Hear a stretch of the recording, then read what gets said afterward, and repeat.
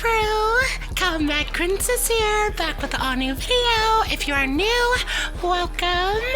Before we get into anything, make sure you like, comment, and subscribe. And if you end up liking the video, turn on post notifications. Go ahead and hit that little bell at the bottom, baby. So first I want to say thank you to the Princess crew because we are at 18K subscribers, and I remember when it was just a little bitty little gathering of subscribers, and the more I put out, you guys multiplied, and you are definitely so supportive in the comments. I remember there were times where I didn't even feel like doing videos anymore, and I just got on here and vented to y'all, and you were guys take all the time you need. Y'all were so supportive and so helpful, and I just wanted to say that I do these cuts and these MK updates because of y'all, my MK FGC and my MK LGBTQ plus FGC community. I love you all, and you guys are literally the backbone of this channel, period. I would not be anything if it wasn't for you, and I owe it to you, my true Princess crew. I owe it to you, so I can never, ever look at my subscribers and just give up. I'm going to keep going. I'm glad that I can make y'all laugh. I'm glad that y'all can unwind and have y'all a podcast MK fun type of vibe, because I want to always give off podcasty type of vibes. So thank you, Princess crew, and thank you to Princess haters for still commenting and trying to spread hate, but I only reverse and give you positivity and hope that your day gets better. Also, thank you, Princess crew, because I did not know that y'all would go crazy over Sonya Blade, aka Cottage Cheese, but y'all love that video, so thank you so much. So those of you that are new or don't know, this is the latest installment of a Princess Cut, where we cut into a character, dissect everything that they have on the table, and the Princess crew has voted, and they voted for Hortaru, aka Hotami, because Hotami is easier to keep up with. Moving on. So Hortaru is Japanese for Firefly, which, let me just be very clear, nobody cares. I don't care. Okay, so let's talk about the Japanese horsefly.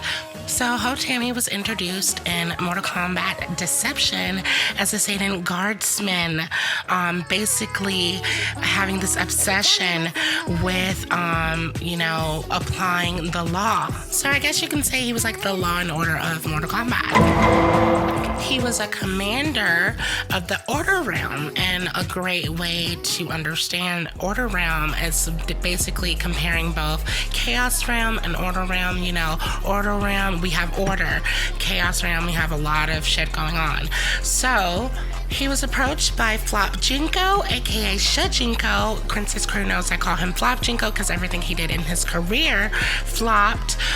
He was approached by him while he was commanding, having a mission from Overlord Z, which was the ruler of the Li Chan city in Outworld, to come and help defeat the Tarkatan Horde, because by Daddy Shao's orders, he sent Li to overtake that city because they didn't have anywhere to put the Tarkatans and their big population. They were going to the Li Chan to overtake that city. Hotami agreed, because what else did you have better to do? But anyway, Hotami agreed, but he was like, no, it's going to be 50-50. I'm going to need your help, Flop Jinko. And basically, he needed Flop Jinko to help him put down basically riots, members of the Satan Resistance, which was known to be led by the bald-head scallywag Darius, which, who cares? His foundation, his plans, all the members that goes to Pastor Darius, aka bald-head scallywag. It all plots around what Hotami has conjuring up in Chaos Realm. At the end of the day, I'm glad that the bald-head scallywag Darius got his moment. I'm all for the black characters having their energy, having their moments, big storylines, big involvements like that. So, props to Darius. Yes, period. I'm here for that. I don't care that how Tammy trained Flop Jinko, because at the end of the day, what did Flop Jinko do? I don't care that y'all had a little moment before y'all decided to go to Lee Chan and, do all the rest of the stuff that you needed to do. And I don't care that you were giving him techniques, because where were the techniques when he was flopping? No shade. Moving on. So Ho Tammy came through with his word. He was able to oppose his Law and Order and basically take control back over Li Chen.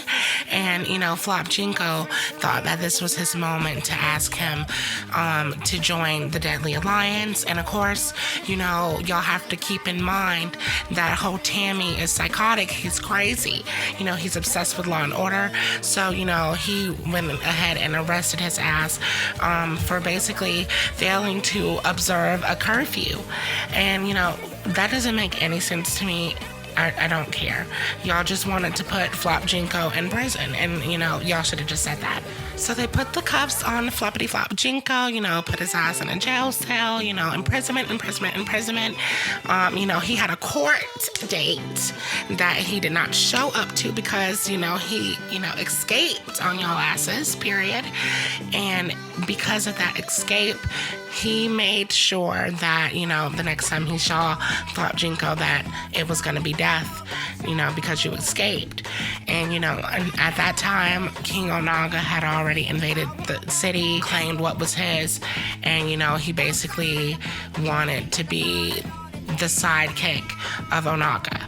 And in my opinion, you didn't have any choice, They really made it seem like it's such a big deal that he was basically Onaga's right heir, when really, honey, you did not have a choice, because Onaga came in there doing what he wanted to do, putting everything in his own order, was die or, serve me. So you didn't have a choice. Period.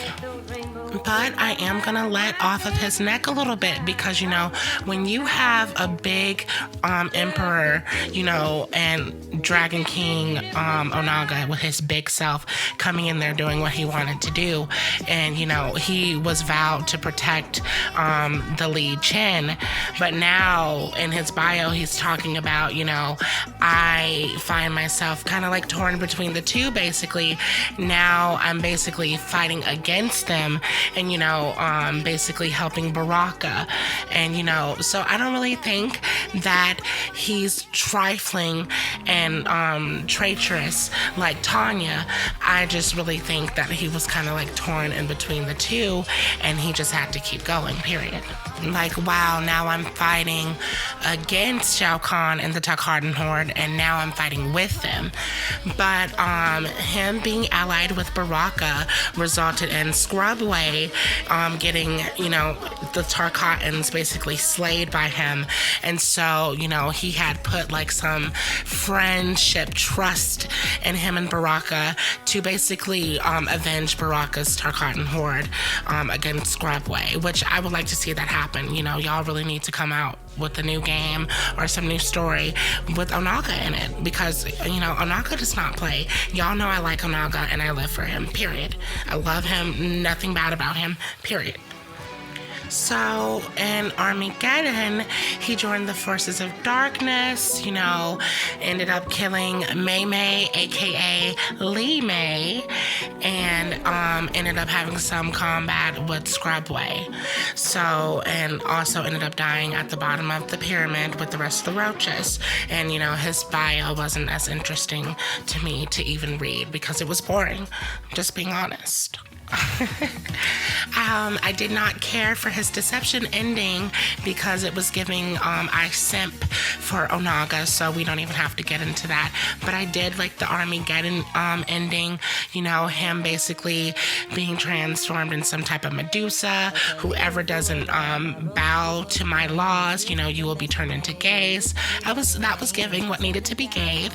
And of course he has to go against his arch nemesis and basically purify Havoc, aka Habich, and make him become like some type of order agent or whatever like that. So that was a nice little ending. So yeah. I will say this. I kind of like Tammy. You know, I'm gonna be honest. He's not boring, because y'all know I'm gonna keep it real. I've been keeping it real since day one. I will tell you if I did not like this princess cut, and I actually like Tammy. He has a lot going on, and he has a lot of interesting things going for him and around him. So very interesting, and I really liked getting to know him. And he's definitely a character I would like to see in the newer franchises. But when y'all bring him back, don't bring him back in this outfit, period. You know, this is not giving anymore. I don't know, they were, what, the flags, were they supposed to be wings? Or, you know, just, it's not giving. It's definitely not giving Firefly, and it's very giving much Horsefly. You know, that's what it was giving, and that's why I nicknamed it that. Alright, y'all, that is all for today's Princess Cut. If you guys like it, give it a thumbs up. And if you would like to vote on the next Princess Cut, check the community tab.